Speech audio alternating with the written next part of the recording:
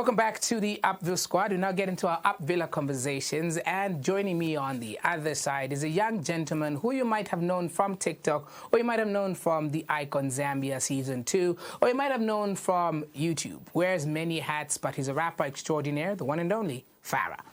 Thank you for joining me.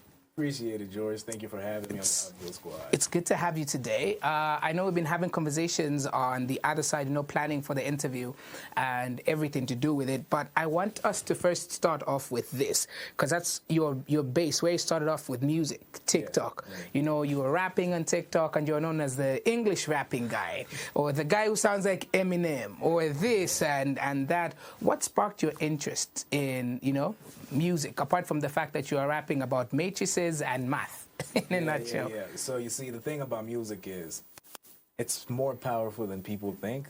Music can save lives or destroy them, but it's up to you to know what you want to do with it, right? So on my end, I just looked at it as, okay, so it's an art form God has blessed me with, but what am I going to do with it, right?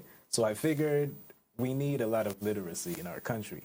So how best can I do that except by using my talent to help people out where they need to be helped? That's why I started the matrix raps, the history raps, and all those subjects on TikTok. And also because I wanted to grow my numbers. Well, that's true, because your numbers blew exponentially, especially after you did the Matrix one. Because after that, people are like, oh, the Matrix rapping guy, you know what I mean? And when we went a bit further, I didn't know personally that you were doing music at the time. I just knew this is a rapper that's from TikTok, because TikTok has got these whole rappers that are doing a couple of things. I didn't know that you had actual songs out. You know what I mean? Yeah, but then now that you started branching out and people started seeing you as a rapper, what was the perception of people? Did they still have the TikTok perception of who you are as an artist, or did it gradually shift? Well, it became a thing of I saw where he started from. So first he was in school. So they took it as a journey, right? So he was in school, he's doing his educational raps, not knowing I wasn't only doing it for me, but for the people at large. And then when I was done with that, I still did some educational raps, even while I was out of school, while I was still doing the music, like real music. And the perception of people was, okay, so clearly he started off as a TikTok rapper, and now he's growing into a mainstream rapper, which hasn't completely happened just yet. The journey is still going on. Yeah. And now moving on, what was the defining moment? You talk about how you did school and then, education, raps and everything like that. But then what was the defining moment in your life that made you want to take up rap as a career? Especially you're at the young age of 19, but your first single was dropped when you were 17, which is Intro. What defined that moment for you to, start doing music? To be honest with you, George, I've actually always been doing music. It's just, it doesn't really matter how good your craft is if nobody knows about it. I earlier just stated I also wanted to grow my numbers, but it didn't mean just because I was doing the educational raps that I wasn't making music, actual music before that. So it's only now that I want to take the actual music out there and put it out there to let people know, okay, not only can I do this, but I can do this too, right? So it wasn't a defining moment when I dropped Intro. It was just another one of those it's another single. I'm just recording another song. I didn't really know it was going to be big, yeah. Yeah. So I just did that and started working on the next song. So my process is I work on a track, I upload it, I do everything that's necessary for that track, and I focus on the next, because I don't really want I don't want to get too attached to a song, right? I want to make sure I'm growing and constantly creating. So in as much as I may drop music from time to time, doesn't mean I've completely come out of the educational rap thing. I can still help people. School is timeless, so there's still somebody that's gonna need that. But yeah, I get your question by when was the defining moment? Yeah. So it was when I was in the 11th grade, actually. That's when the first educational rap went viral. But at that time, I wasn't even looking at it as something that I would do consistently. I just thought, okay, it's just another form of content that I can just take out there. But I was already like trying to be a mainstream artist from the outside of that. But I realized, I noticed the power that it has. That's why I kept doing it. But I didn't want that to be like the main thing people know me for. You know what I mean? Mm. Yeah, but still, I acknowledge that even though that's not what I wanted, it's still what ended up happening, right? So now in 2025, it's clear that I'm doing more of the music than the educational raps, right? Yeah, that's, like you said, letting the people know that, okay, Farah is not only the TikTok guy. Just like you put it, you were thinking I was a TikTok rapper at the time. But now, yeah, I want to, like, expose all my fields, like my strengths. Mm-hmm. I don't want it to be just secluded to the TikTok thing at the end of the day, because TikTok is also helpful, but it makes you more of a content creator than a rapper, right? And I'm not saying that's not what I am. I am a content creator, but first I'm a rapper, then a content creator. That's why the music is coming out more than the content now. Okay. And who are some of your biggest rap influences? Locally or from anywhere? A broad spectrum, let's go there. So I'd say NF. Okay. And honestly, my influences sometimes don't have anything to do with music. Okay. Because the music is just like the craft, right? You just write down and then it's music. But you also need to look at the fact that there is a lot of hard work that comes with that. So Elon Musk. Oh.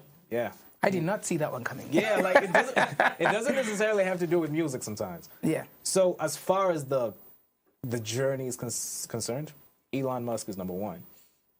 But when it comes to, you know, writing, rhyming patterns, concepts, obviously you got to take something from Eminem, got to take something from NF, and Hobson too.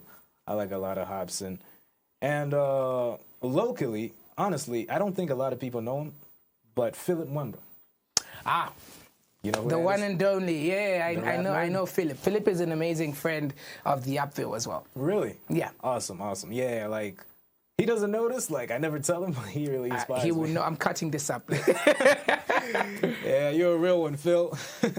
Yeah. All right. And moving on, let's talk about one of the biggest moments of your life. Right. Away from just releasing music, which we're going to be able to dive into in the next couple of minutes, I want us to talk about a competition that you can't escape from, which is something that did happen like 2 months ago. It was in October, the grand finale. It was the Icon Zambia Season 2. You were the youngest contestant on the Icon Season 2. Let's retrace your steps all the way to the first day, before you actually even auditioned. What was going on in your mind at the time? Like, what made you go for the Icon Zambia? Oh, buddy, it was just my mindset at that time was, I'm going to go there and show them who's boss. That was it. But when I got to the actual place, my nerves took off.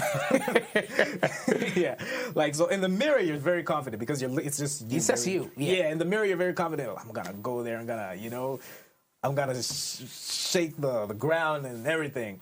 But once you get there, when things get real, you realize, okay, calm down, Farah. This is not what you expected. But then again, you can't really make an excuse saying, I'm not gonna do this because I'm nervous. Yeah. Because at the end of the day, the job needs to get done, whether or not you like it. Because I was already standing in line. I had already registered. And I just had to wait until it was my turn. So yeah, the audition time was there. I had to walk in. I remember looking at the lights, and then I was even more nervous at the time. Because the spotlight is on you now. Yeah, like, it wasn't like what I imagined when I saw last season. Like, the way I was looking at it is not the same when you're in that position. Yeah. So I walk in. The judges are staring straight into my soul, man. I'm like, wait, am I in the right place? Yeah. And then Cleo made her first, she said the first words. She was like, hello, how you doing? And then I paused a little bit because I'm usually fast in my response. Yeah. But then I calmed down my way. Wait. First of all, you're asking me a question before I'm even ready to say anything. Now I have to say something, so I just responded calmly. And the problem is, usually when I'm nervous, it doesn't even show on the surface. I just like hide it in, but it's there. So I greeted the judges and everything. And then they asked me what I was gonna do for them. I told them I was gonna rap, and they were like, "Okay, go ahead." So then I said my first line, and then I messed up. I messed up my first line, and then I did it again, right? The second time I was gonna mess up again on the same part, but then luckily God came through for me, and I didn't, and then I just kept going, and then it was done. The judges, well, I caught Cleo smiling while I was doing the thing, but when they gave me their feedback, I was happy that they gave me 3 yeses, but I wasn't comfortable with the feedback that you were given. Yeah, because remember, before that at home, I said I was gonna like knock their socks off. Yeah. But then when you go there, it's a whole different thing. Like, okay, that was good, but it wasn't perfect. So in my mind, it registered as I wasn't as good as I thought I was. So I was happy that I got through to the next round, but then I started beating myself up for it because I made an unrealistic view of myself, thinking I was that. Yeah.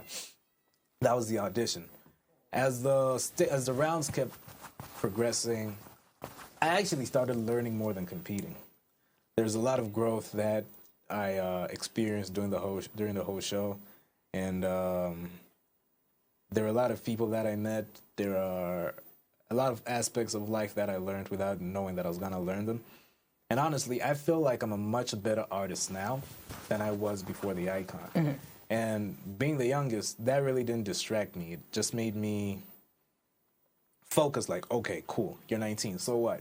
Get the job done. Get the job done. Everybody's got an age anyway. Yeah, everybody was 19. Yeah. Everybody was 19. So I didn't really make that like, okay, just because I'm 19, I can be lazy because they can favor me because he's the kid on the show. Nah, like you always have to do your best no matter what the situation is. Because once you do your best, you can't really blame yourself if you lose. You know what I'm saying? So like coming out second at the grand finale. Yeah. I wasn't mad. I wasn't.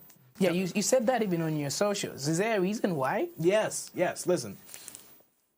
One, it's Zambia, right? Yeah. You're a rapper. You're a rapper. In English. Yeah.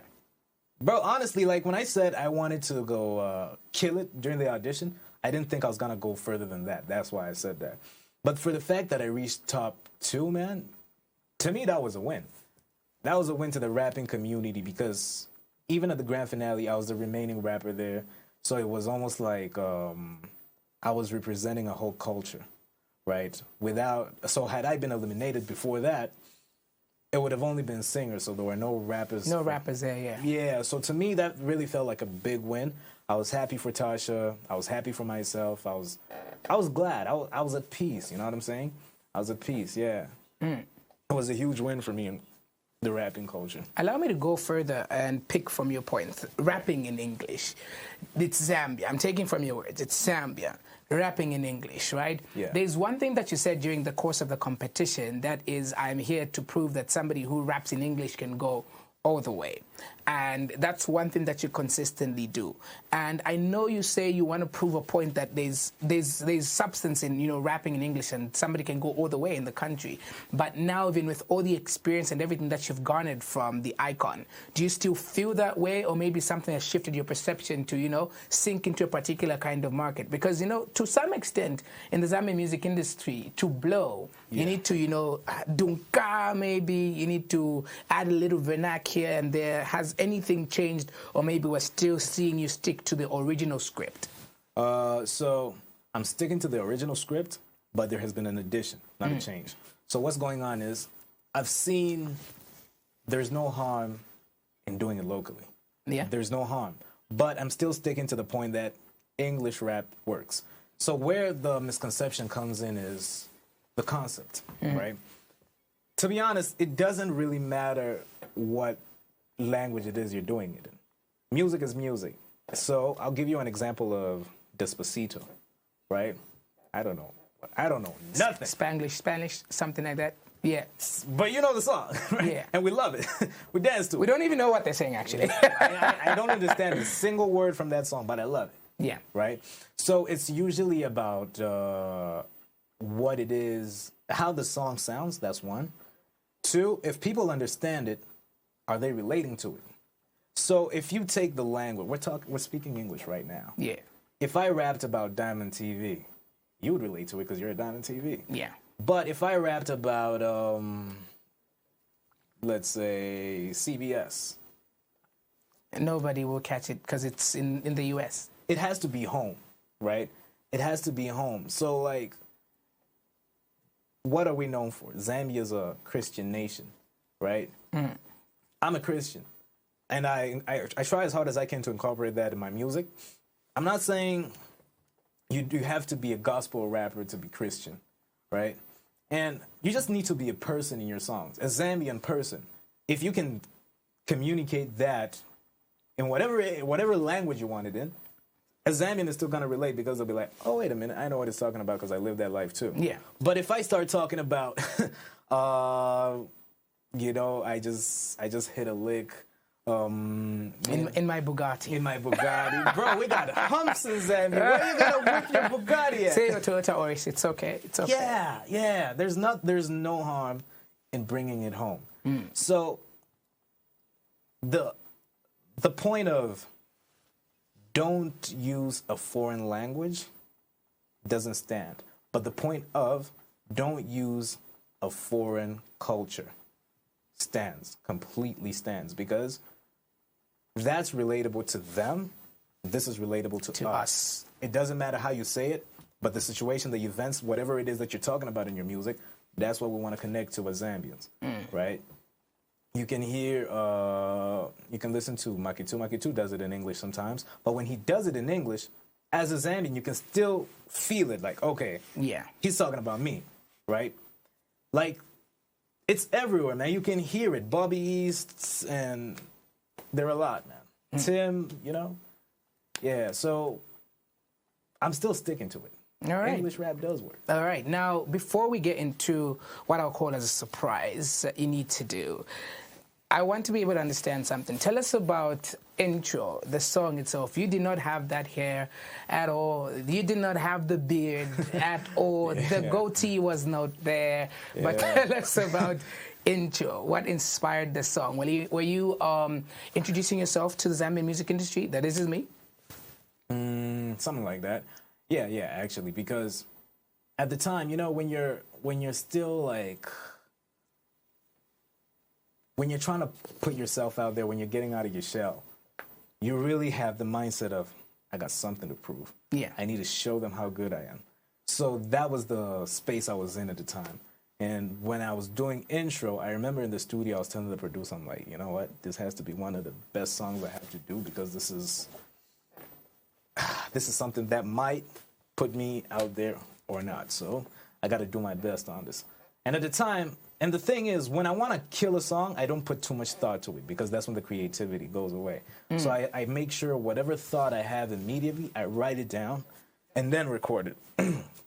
So we had 2 drafts. That was the second version. Yeah. So the first intro was written when I was 14. Oof. Yeah. And that's a long time. It is a long time. And then the second intro, it was basically the same song, but I just changed the verses a little bit. I tweaked them here and there, because there's some things you say when you're 14 that are really immature, man. What did you say? Now I'm intrigued. I don't remember. Tell me one thing that you said. Like, there should be one thing that you remember. That's so cringe. There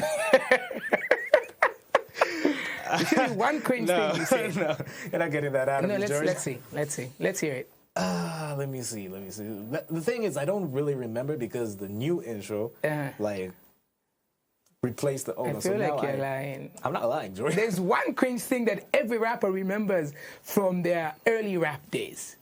What did I say? Hold on. I've written many songs. Did you say Fritage, Tumbua, Shawarma rapper? Listen, you said you had to prove a point, and now is the point where you're going to prove a point. Now, the surprise that you need to give us this afternoon is, you're a rapper. We want to be able to hear you on the spot, just like you did it on TikTok. You're going to rap. Whatsoever you're going to do, you're going to give us a freestyle. You want me to rap? Right here on this show. My team is already ready with a beat on the other side.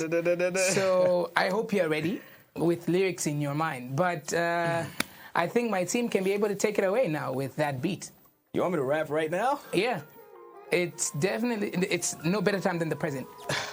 Can you turn it up a little bit? All right, let's have a bit more volume, please. There we go. All right. George. Let's go. Listen. Yo. I'm not afraid of nothing because I've been through everything.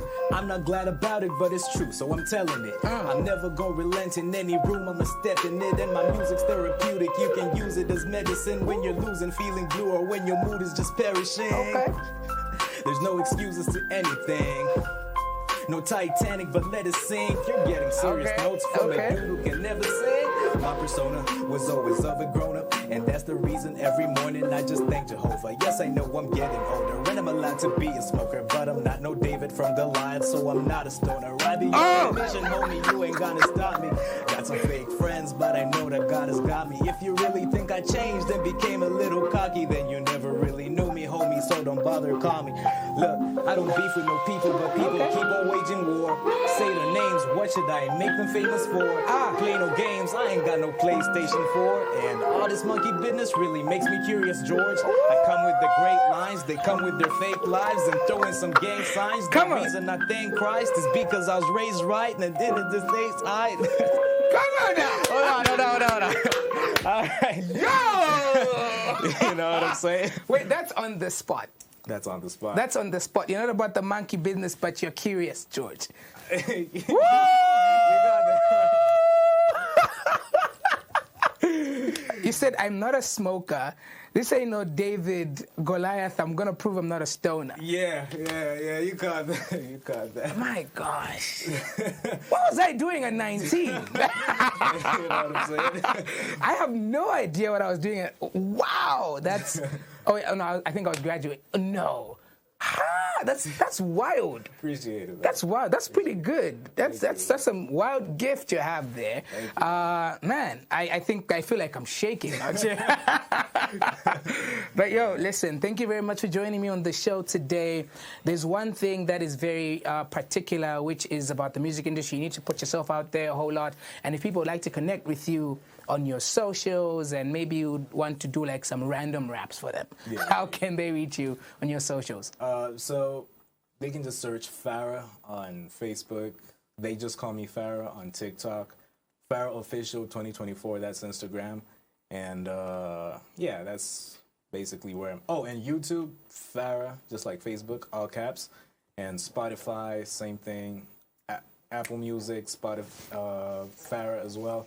It's everywhere, yeah. Okay, and before I actually let you go, I had this question at the back of my mind. I don't know why I almost let it slip. You're 19, right? Mm-hmm. And a whole lot of people might have a lot to say about that. They might say, oh, you don't know how the inner workings of the music industry are. Are you going to, maybe at some point you're going to change, maybe you're going to go into full-time corporate. Is that like where your mind space is at maybe in the next couple of years? Or maybe you're saying, this is going to be my major thing and the others will just be the others? Well, like you said, I'm 19, right? Yeah. So making future predictions like that, I don't really know because, look, I'm also still going through my character development, right? And I still got to go to school. That's something I'm not going to escape, you know? So I will always be a rapper, but I don't know what my music journey will be like. All I know is my job is to do what I can now and let the future take its course. You know what I'm saying? Beautiful words, beautiful words. Thank you once again for joining me on the show, Farah. And if you're curious, my name is George. That's Farah. Bars, because I live in Kawata.